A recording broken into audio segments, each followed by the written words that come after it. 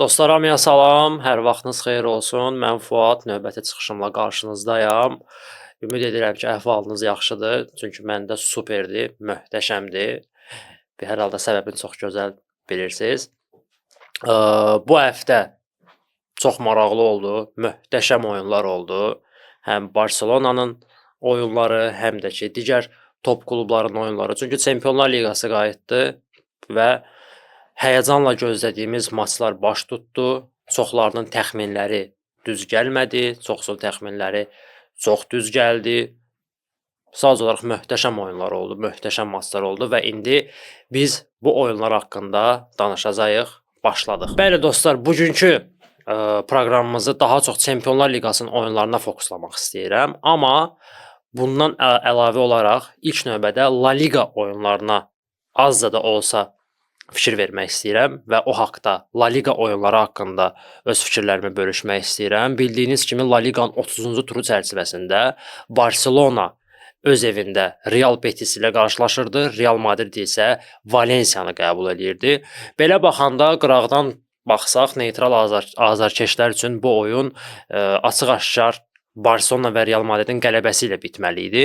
Lakin belə olmadı. İspaniya La Liqasında hər iki grand xal itkisinə məruz qaldı və bu açığı desəm Barselona tərəfindən gözlənilən idi, nəinki Real Madrid tərəfindən. Çünki Barselona son həftə ərzində Betislə oyundan öncə həftə arası Atletico Madridlə səfərdə kubok oyununun yarımfinal mərhələsinə çıxmışdı və çətin bir oyun keçirmişdi və komanda çox pis yorulmuşdu. Hər halda bunu özünüzdə görmüşdünüz. Və buna baxmayaraq komanda Betisə qarşı bir o qədər də pis oynamadı. Dominant futbol oynayırdı. Topa sahib olmalar, daim hücumlar, Lamine Yamal sağdan, Rafinha soldan, artıq ikinci hissədə və komandada rotasiyalar olmuşdu və bu rotasiyalar normal bir hal idi. Çünki qarşıdan bizi Dortmunddan oyun gözləyirdi. Lamine Yamal həmin oyunda biraz fintlərin şitini çıxarmışdı, belə loro dildə desək. Amma başa düşmək olar, çünki bu futboldur və bu futbol oynayanlar insanlardır, robotlar deyillər. Həmişə ideal oyun, yüksək səviyyədə performans göstərmək qeyri-mümkündür. Arada bir oyuncuların pis günləri də olur. Buna görə qınamaq olmaz oyuncuları. Amma bu oyunda Barselonanın böyük bir motivasiyası var idi əslində. Barselona bu oyuna sırf olaraq Realla xal fərqini 6 xala qaldıra bilərdi. Çünki həmin gün, günorta saatlarında Real Madrid Barselonaya çox möhtəşəm bir hədiyyə vermişdi. Sadəcə olaraq Barselonaya dedi ki, axşamki oyunda Betisi məğlub elə və çempion ol. Bu qədər sadə. Sadəcə olaraq Barsa bundan yararlana bilmədi. Amma buna baxmayaraq xal fərqimiz bu tura qədər 3 idisə artıq 4 xaldır və Barselona 4 xal Real Madridi qabaqlayır və çempionluq uğrunda böyük favorit göstərilir. Real Madridin oyunu haqqında danışmaq istəyirəm, düzün desəm. Barsa haqqında danışdası çox şey var. Betislə oyunu haqqında. Amma çox yükləmək istəmirəm komandana. Hər şey qaydasındaydı. Hər şey normal idi. Amma bu gözlənilən bir hal idi ki, komanda xal itirə bilər. Çünki biz bunu bilirdik və hiss edirdik. Çünki komanda ağır səfərdən qayıtmışdı. Yenidən təkrar edirəm, ağır səfərdən qayıtmışdı. Və nəzərə alsaq ki, milli aradan sonra Barselona Osasuna ilə oynadı, 2 gündən sonra Girona ilə oynadı, daha sonra Atletico Madridlə oynadı. Yəni bunlar robot deyil dostlar, yorulurlar bunlar və ona görə bu normal bir hal idi və komanda nə vaxtsa La Ligada xal itirməli idi. Bu normal bir şey idi. Real Madrid oyunu haqqında biraz öz fikirlərimi bildirmək istəyirəm. Real Madrid Valensiya. Real Madrid Valensiya oyunu düzün desəm mənim üçün böyük bir sensasiya oldu və mənə belə şok yaşatdı. Mən bunu gözləmirdim. Doğrudan da mən gözləmirdim ki, Real Madrid bu oyunda xal itkisinə məruz qala bilər. Nəinki məğlubiyyət, heç mənim ağlıma bərabərlik belə gəlməzdi. Çünki Real Madrid Valensiyaya qarşı öz evində, bu Valensiyaya qarşı öz evində ən azı bir 3 top fərqi ilə qalib gəlməli idi. Ən azı. Amma Valensiya öz dişini göstərdi, Valensiya öz əzmin göstərdi və mən belə bir nüans əlavə eləmək istəyirəm. Bilmirəm, bilirsiniz yoxsa yox. Valensiya bu mövsüm La Ligada səfər oyunlarında birində də olsun belə qalib gələ bilməyib. Bir maçda belə qalib gələ bilməyib. Bu Valensiyanın səfərdə qazandığı ilk qələbə idi bu mövsüm ərzində və bu Real Madrid oldu və Real Madrid öz tələbəsi, öz yetirməsi tərəfindən məğlub edildi. Hugo Duro, bilmirəm, Real Madridlə oyunlara hansı motivasiya ilə çıxır, hansı enerji ilə çıxır. Artıq 5 qolu var Real Madridə qarşı və demək olar davamlı olaraq həmişə öz keçmiş komandasını məyus eləməyə bacarır. Ümumiyyətlə Real Madridin oyununu mən bəyənmədim və mən bu haqqda danışanda məni biraz necə deyim, mənə gülürlər, deyirlər ki, tenisə bax, nə bilim, qolfə bax. Dostlar, mən həm qolfə də baxıram, həm tenisə də baxıram, basketbola da baxıram, futbola da baxıram. Yəni istənilən idman növünü çox sevirəm. Amma mən deyəndə ki, Real Madridin hal-hazırda oyunu yoxdur və Real Madrid normal futbol nümayiş elətdirmir, məni daşqalaq eləyirlər. Sən başın çıxmır, sən Realın abijnikisən, sən Realdan incimisən, sən Real səni küstürüb, 15 Çempionlar Liqası, 15-ə o haqqda danışacağam sonra mən. Qardaş, 15 Çempionlar Liqasının buna nə dəxli var? Mənim Barsa azarkeşi olmağımın buna nə dəxli var? Mənim yenə də təkrar edirəm, dostlarımın 80% Real Madrid azarkeşləridir. Və onlar da deyirlər ki, yəni komandanın oyunu yoxdur. Bu dəqiqə Real Madrid oyun nümayiş elətdirmir. Hələ mən Arsenal oyununa gəlməmişəm dostlar. Arsenal oyununa danışacağam indi. Bu dəqiqə Real Madridin oyunu yoxdur. Çünki komanda bilmir nə edir. Komandada ulduzlar o qədər çoxdur ki, bir-birlərinin sözləri boğazından keçmir elə bil ki. Və Papa Carlo da artıq buna köməklik eləyə bilmir. Bu haqqda daha sonra danışarıq. Amma bu dəqiqə açıq-aşkar Real Madriddə sistem yoxdur. Real Madriddə məntiq yoxdur. Bilinmir nə etmək istəyir komanda. Yəni Valensiyaya qarşı xal etkisi doğrudan da Real Madridin hal-hazırda nə vəziyyətdə olduğunu göstərir. Vinicius'un vura bilmədiyi penalti. Komandada hal-hazırda ştatlı penalti vuran yoxdur. Yox idi daha doğrusu. Bu oyuna qədər artıq Papa Carlo dedi, "Vsyo, bitdi bu söhbət." Yəni bir gün Bellingham vurur, bir gün Courtois vuracaq, bir gün Mbappe vuracaq. O elə şey yoxdur. Bu gündən sonra ştatlı penalti vuran Kylian Mbappe'dir. Bu qədər sadə. Bunun qərarı verildi. Bu çoxdan verilməli idi əslində bu qərar. Yəni bu qərarın verilməməyi artıq özü zəifçilikdir. Özü bir problemdir. Güya indi bu komandada tolerantlıq var. Hamı bir-birinə hörmətlə yanaşır. Bir gün bu vurur, bir gün bu vurur. Yox, belə futbol olmur. Hər bir komandanın disiplinli olaraq standart vəziyyətini yerinə yetirən oyunçuları olur. Və ştatlı penaltisti olmalıdır. Və bu Kylian Mbappe olmalı idi əlbəttə ki, həmişə. O penalti epizodu haqqında danışmaq istəyirəm. Yenə də La Liga hakimləri öz sözünü deyir. Yenə də La Liga hakimləri öz damğasını vurur oyunlara. Mən bilmirəm. İndi siz də öz fikirlərinizi bildirin. Hər halda siz də oyuna baxmısınız. Həm Barsa azarkeşləri, həm Real azarkeşləri. Sizcə o epizod Valensiyanın qapısına təyin olunan penalti epizodu penalti idi yoxsa yox? Mənə görə yox. Mən açıq danışacağam, mənə görə yox. Orada heç bir toxunuş var idi. Bəli, toxunuş var idi. Mən danmıram, amma toxunuş Mbappe'nin özündən olmuşdu. Mbappe özü ayağın Valensiya müdafiəçisinin ayağına ilişdirdi və yıxıldı. Mən buna penalti verməzdim düzünü desəm. Bilmirəm indi yenə də bəlkə mən nəyisə orada görmədim, ola bilər. Siz görmüsüz? Fikirlərinizi bildirin. Kommentdə yazın ki, Fuad orada penalti idi. Bu səbəbə görə penal var idi. Deyim, okey. Bəli, Real Madrid də oradan da yersiz xal itirdi və çempionluq yarışında çox böyük bir zərbə aldı. Və bu zərbə daha da böyük ola bilərdi əgər Barsa Betislə qarşılaşmada 3 xal qazansaydı. Amma təəssüf ki, Barcelona bu şansdan, bu hədiyyədən yararlana bilmədi və Valensiyaya, üzr istəyirəm, Real Madridə daha bir şans verdi ki, Real Madrid çempionluq yarışından əlini üzməsin. Məncə La Liga haqqında kifayətdir və Çempionlar Liqasına keçid edə bilərik. Çempionlar Liqasında bu həftə çox maraqlı oyunlar oldu. Artıq afişalardan bəlli idi. Real Madrid, Arsenal, Paris Saint-Germain, Aston Villa, Barcelona, Borussia Dortmund, Inter, Bayern München sadəcə olaraq möhtəşəm duellər idi. Və Aston Villa biraz burada sual ortaya çıxarır ki, sən bura necə gəlib çıxmısan? Amma yəni Aston Villa da köklü klublardandır və doğrudan da Aston Villanı belə yerdə görmək neytral azarkeş üçün xoş bir situasiyadır. Şəxsən mənim üçün heç bir problem yoxdur. Aston Villa hörmətim böyüdür. Adlı sanlı köklü komandalardan biridir.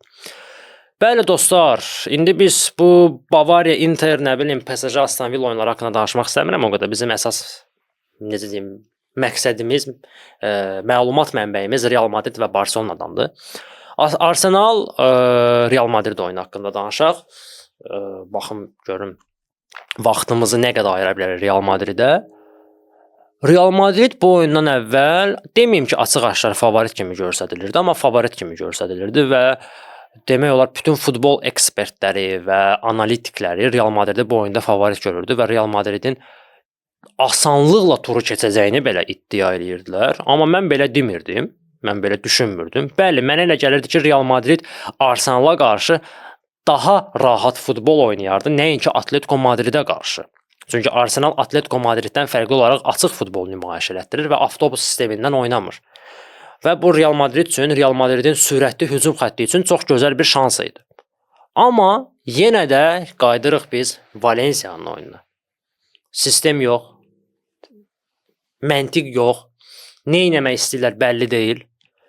Oyunda lider yoxdur, mental olaraq lider yoxdur və burada düzün desəm Carvajal'ın yoxluğu öz sözünü deyir. Doğrudan da Carvajal bu dəqiqə Real Madridə çatışmır. Oyun aspekti olaraq oyunçu kimi yox, bir mental güclü bir kapitan kimi çatışmır komandada. Doğrudan da Carvajal'ın yoxluğu hiss olunur. Və bura Kroos'u da əlavə eləyə bilərik. Kroos da tam başqa bir səviyyəli oyunçu idi. Oyunu sakitləşdirə bilirdi. Həm mental olaraq, həm fiziki olaraq oyunu sakitləşdirə bilirdi. Tempi idarə eləyə bilirdi. Yəni Kroos'u mən siz nəyə oxşadıram? Kroos elə bir DJ idi. İstədiyi vaxt musiqinin səsini alırdı, ritm qatırdı, nəsə əlavə səs effektləri qatırdı, belə musiqi dilində desək.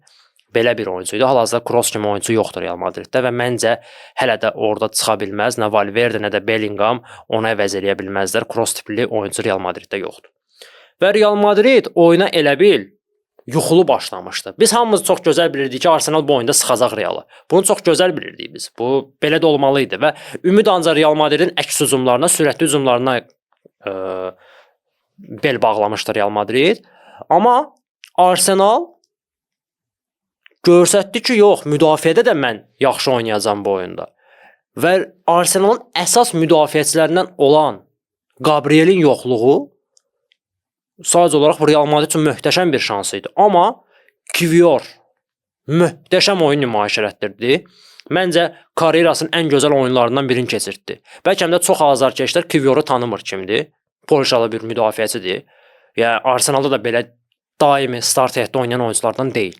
Amma adam möhtəşəm oyun oynadı. Heç bir şans vermədi Realın üçlü hücum xəttinə və Gabriel'in yoxluğunu hiss elətdirmədi.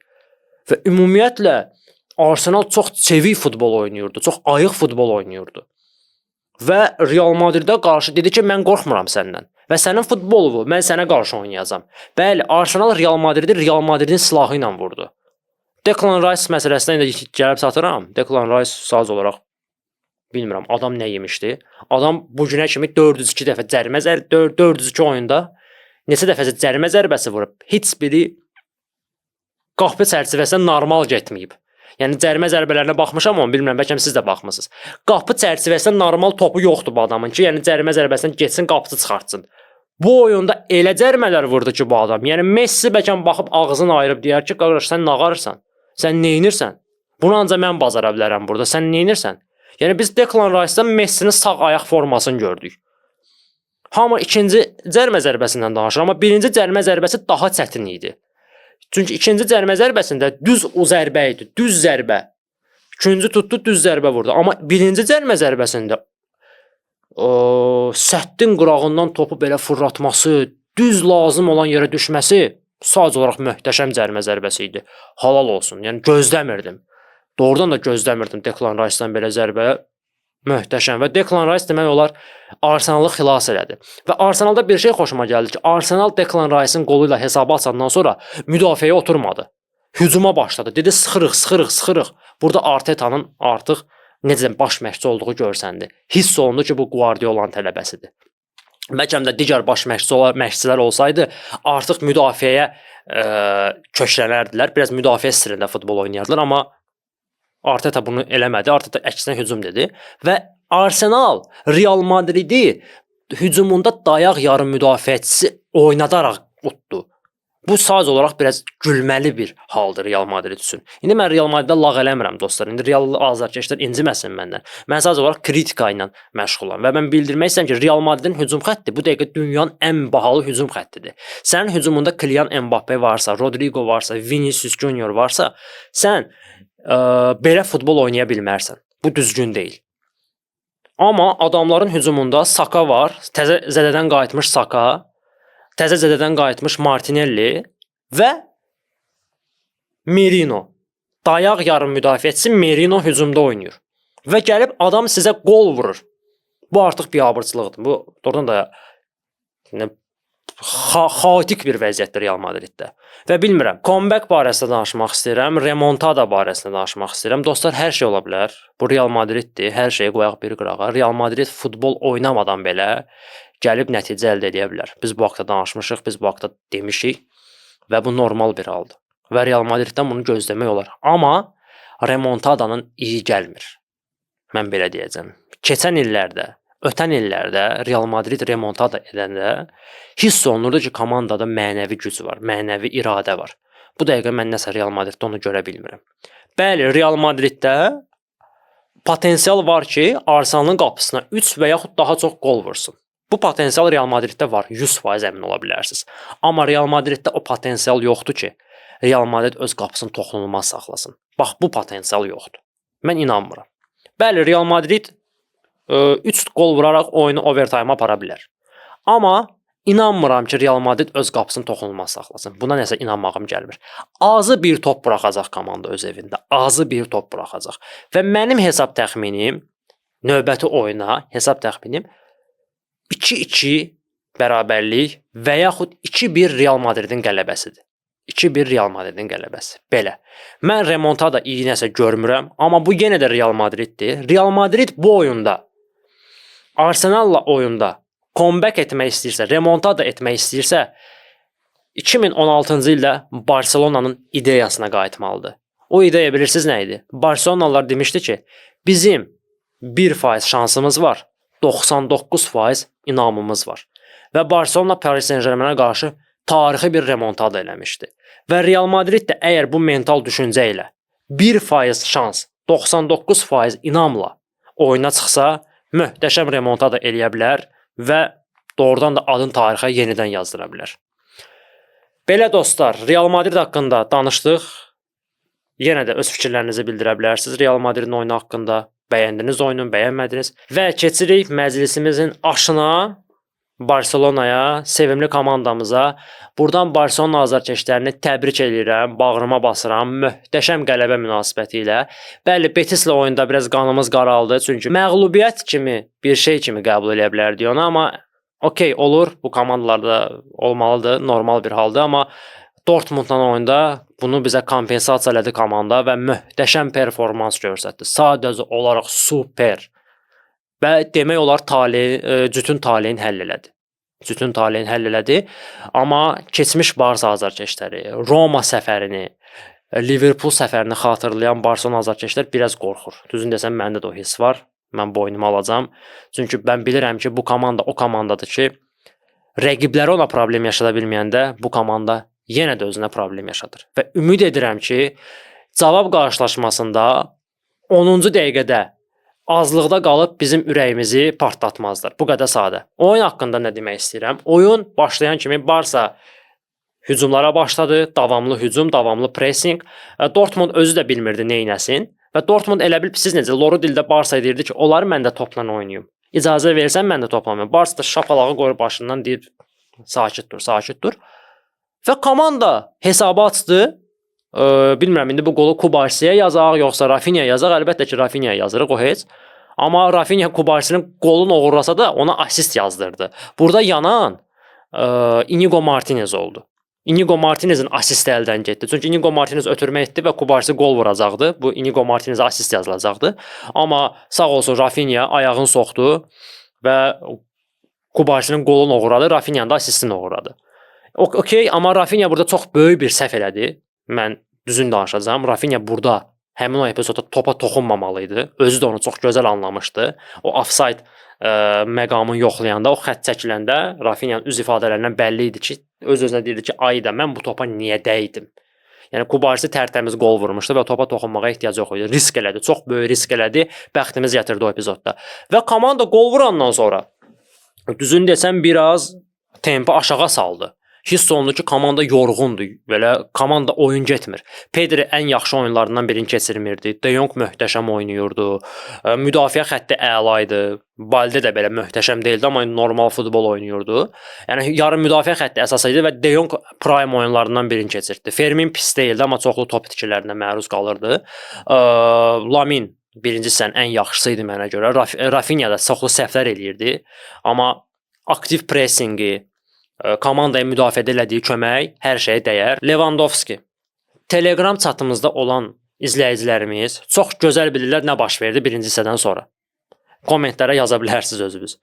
Mən Telegramda Lewandowskini başladım pisləməyə, tənqid etməyə. Yəni mən onu çox tənqid eləmirəm, çünki yaşını nəzərə alıram həmişə. Amma mən deyirəm ki, artıq yeni hücumçu lazımdır, nə etmək lazımdır? Ləng oynayır, komandanın oyununu uzadır, alındıra bilmir. Adam gəlir ikinci hissə məni sındırır. Gəlir Prime Lewandowski'yə dönür, məni sındırır.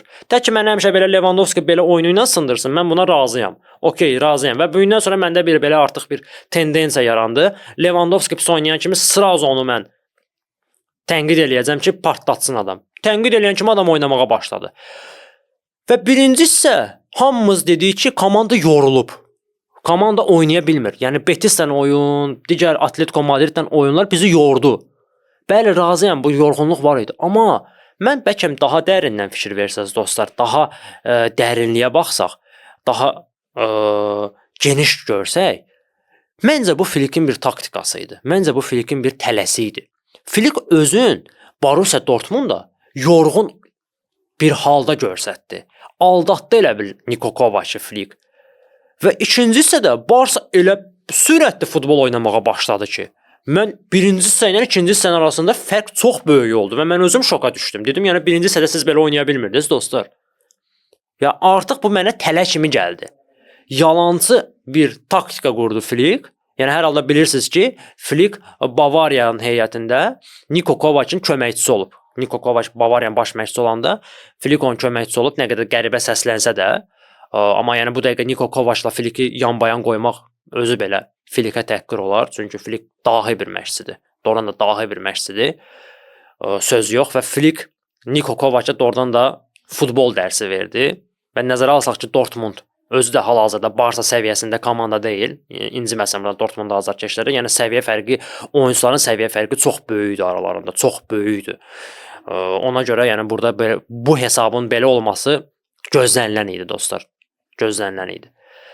Və ikinci hissədə komanda möhtəşəm sürətlə oynaya başladı və bir məqama fikir vermək lazımdır ki, Barcelona topu az da olsa verdi Dortmunda. Birinci hissədə topa tam olaraq nəzarət var idi, amma ikinci hissədə az da olsa topu verdilər Dortmunda ki, onları əks hücumda tutsun və bu da yaradı. Komanda ikinci hissədə vurduğu qolların hamısını əks hücumdan vurdu. Hamısını əks hücumdan vurdu dostlar. Bu artıq bir taktika idi, bu bir planı idi, Flikin planı idi. Flikin B planı çox möhtəşəmdir. Adamın hər bir oyunda, hər bir rəqibə qarşı A, B və C planları var. Bu sadəcə olaraq möhtəşəmdir. Bu dəqiqə hər baş məşqçi bunu bacarmır. Və komanda doğrudan ideal hesabla qalib gəldi. İdeal hesabla qalib gəldi. Möhtəşəm qələbə idi.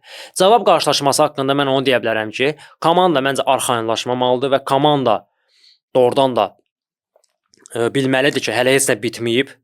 Kağız üzərində ola bilər ki, hər şey yazılıblar, amma bu hələ heç aydın deyil və arxayınlaşmamalıdır. Bəli, rotasiyalar eləmək olar, oyunçulara istirahət vermək olar. Bu yaxşı olardı ki, çünki qarşıdan çətin oyunlar gözləyir. Ən əsası İspaniya Kubokunun final oyunu gözləyir bizi.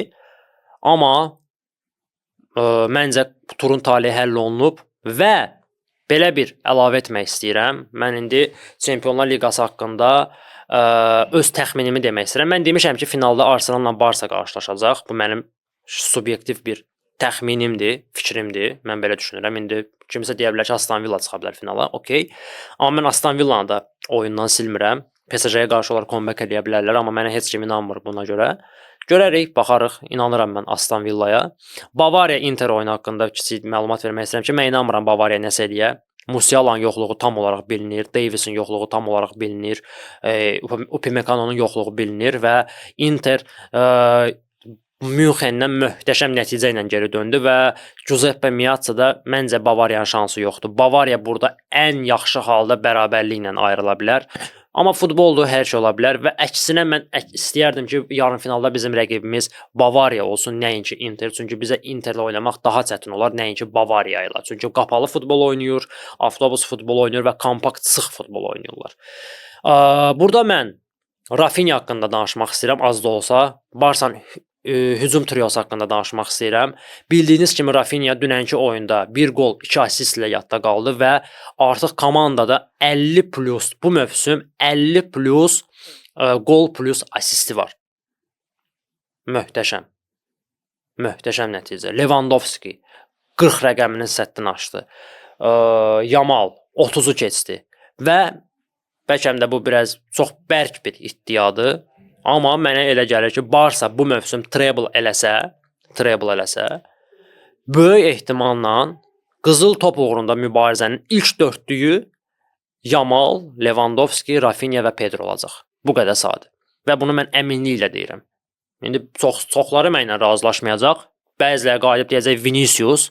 Nəyə görə Vinicius? Hansı oyununa görə Vinicius seçək? Hansı oyununa görə? Sübutlarla danışaq zəhmət olmasa. Vinicius hal-hazırda futbol oynamır.